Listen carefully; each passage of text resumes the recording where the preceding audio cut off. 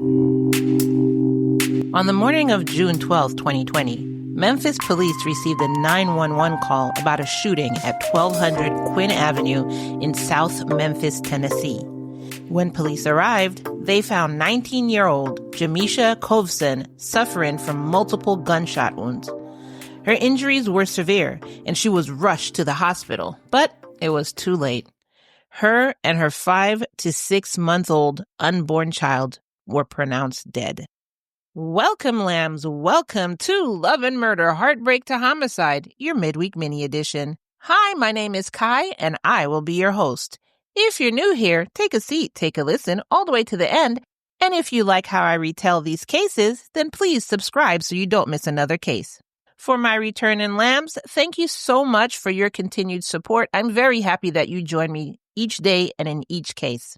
If you didn't know, you could also subscribe to the Patreon for free, patreon.com/loveandmurder, where you get benefits of just being a free lamb supporter. Or if you wanted to be a sponsor of Love and Murder, help me to continue supporting these victims and retell their cases, then you can choose whichever tier you like corresponding with the amount of bonus episodes you would like and bonuses. And you can be a sponsor of Love and Murder. Patreon.com/loveandmurder. Now that we got the housekeeping out of the way, let's get back into this case of the self-proclaimed Michael Myers serial killer. So after they found this woman and she was rushed to the hospital and died with her unborn child, investigators were able to quickly identify 25-year-old Joshua Dotson, who was Jamesha's ex-boyfriend, as the suspect. Witnesses reported seeing him outside the home shooting through a closed door before fleeing the scene. Just 2 hours after that, Joshua logged into his Facebook and posted a fake memorial message writing, quote, "Fly high." Police said this fake memorial was basically an attempt to cover his tracks, but it wasn't working. Now, the reason for the murder? A Facebook post. Jamesha had recently posted something online that made Joshua angry, and this started an argument. They were also arguing about her pregnancy. The argument escalated after Jamesha reached out to her friends for help. During a phone call, it was basically a desperate phone call, she begged her friends and family to pick her up, but despite her friends telling her to leave, she went back to the apartment. And while she was on the phone with her friends, the phone line went silent when Joshua entered the room. Then, when Jamesha tried to leave the room, that's when Joshua fired multiple shots through a closed door, killing her and their unborn child. Police issued a warrant for Joshua's arrest, and after 6 days on the run, he was caught in Nashville. This was just one day after his addition to the Tennessee Bureau of Investigation's most wanted list. What police didn't know at the time was that Jamesha wasn't Joshua's first victim. This was just one killing in a string of murders Joshua had committed over the course of 8 months.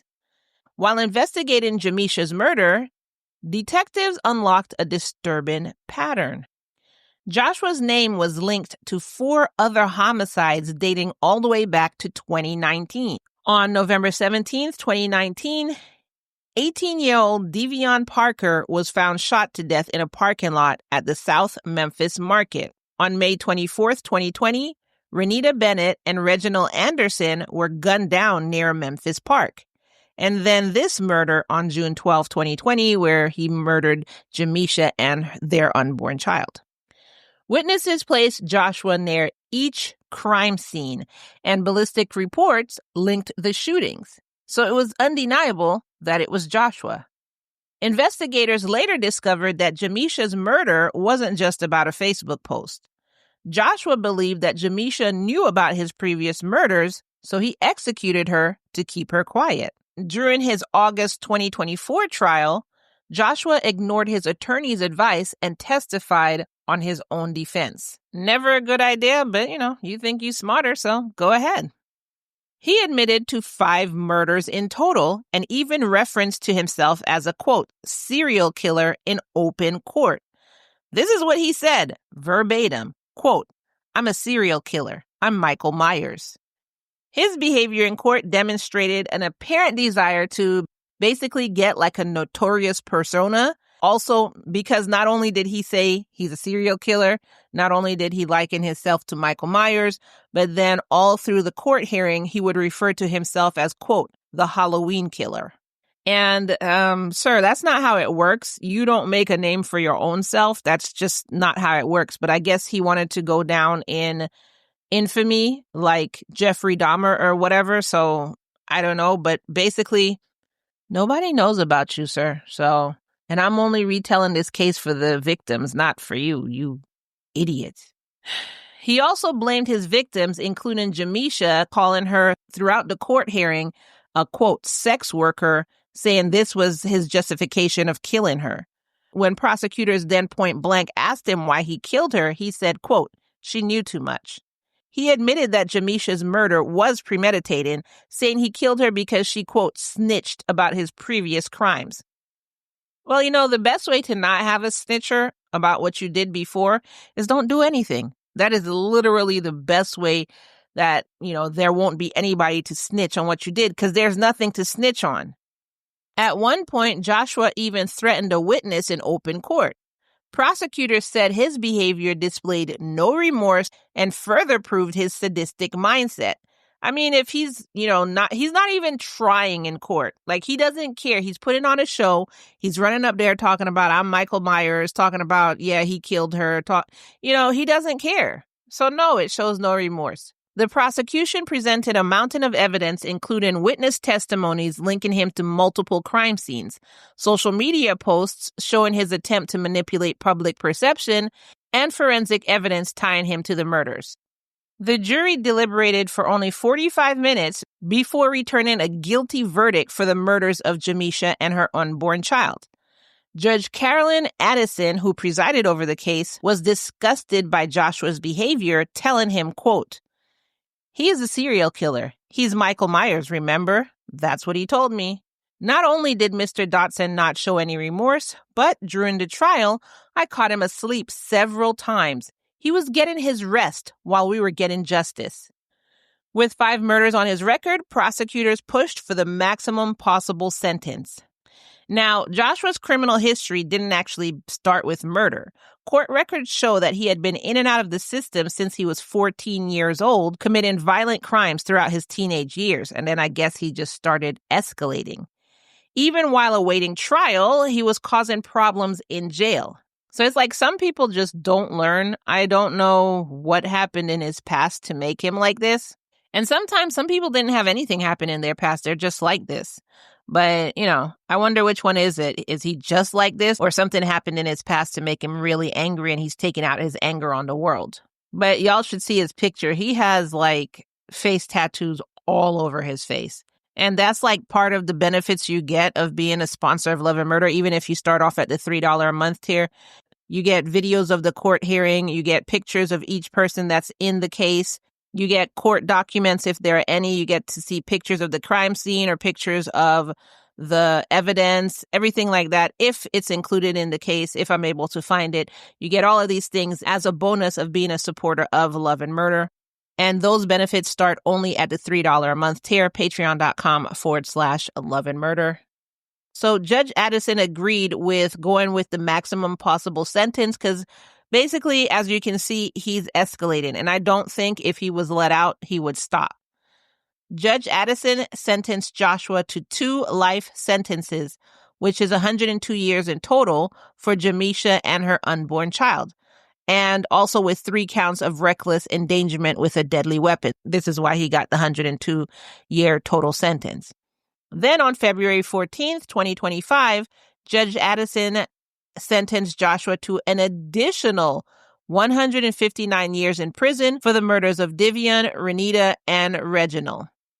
This was on top of his existing 102-year sentence, and that ended up bringing his total sentence to 261 years. Basically, one of the longest sentences in Tennessee history. During sentencing, Judge Addison told him, quote, you will never show remorse for the loss you've brought. Not only did you kill, you enjoyed it.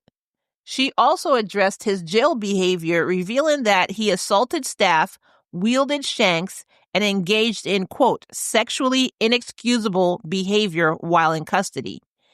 Quote, in 20 years of practice, I have never seen anything this thorough, detailing the criminal, sadistic ways you have exhibited, not only in jail, but towards staff, with shanks and ice picks and sexually inexcusable behaviors, assaultive behaviors, constant. Now, my thing is, he's not changing. He's not changing outside of prison. If you let him out, he's going to escalate. He's not changing inside of prison. So now he's hurting staff, hurting other prisoners. I mean, and then you gave him basically life, how many life sentences in prison, which is not going to help anything. It's actually going to make him worse, and it's actually going to hurt people who are just trying to do their job in there. It's going to hurt other prisoners. Are you going to keep him in solitary confinement? Like, what are you going to do with him? Prosecutors fought for consecutive sentencing, ensuring Joshua will never be eligible for parole. But again, now you have Joshua stuck in prison hurting everybody who lives there and works there. Like, you know what I'm saying?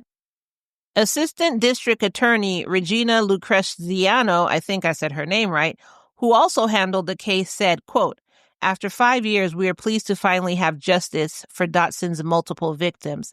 His sentences amount to 261 years in prison. While no amount of time in prison will bring the victims back to their loved ones, we are content that he will never be a threat to our community again.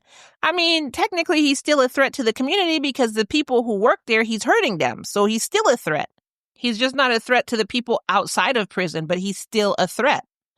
Judge Addison also ordered immediate transfer to the Tennessee Department of Corrections, where Joshua will serve his time under maximum security. Again, I still don't agree with that sentence. Because you're still putting people in harm's way. This dude does not care. He's just rampaging through everybody, anywhere. And I still don't agree with it. Even if he was eligible for parole, Joshua would have had to serve over 200 years before he could apply.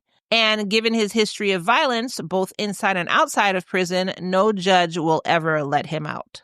But I still think they need to reevaluate how they have him inside. Like, if he won't stop and he keeps putting people's life in danger and he won't listen and he's not trying to be rehabilitated, then you need to do something. There's something that needs to be done. I don't know what it is, but something needs to be done.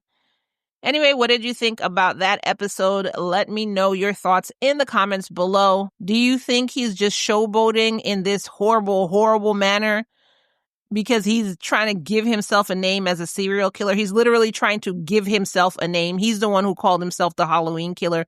Nobody put that moniker on him. Like, what do you think is going on with this dude? Let me know your thoughts in the comments below. And that is all that I have for you for today's episode. If you liked my retelling of this case, then please go ahead and leave me a 5-star review on whatever platform you're on to help out the podcast. Don't forget that you can also become a sponsor of Love and Murder, or you can sign up for free if you're not ready to become a sponsor of Love and Murder on the Patreon. You still get some benefits when you sign up for free. Patreon.com/Love and Murder. Thank you so much for listening to this episode. Thank you for hearing the retelling of this case. Thank you for being a lamb. I hope you do come back and visit my little lamb corner again. And I will see you in the next episode. Bye.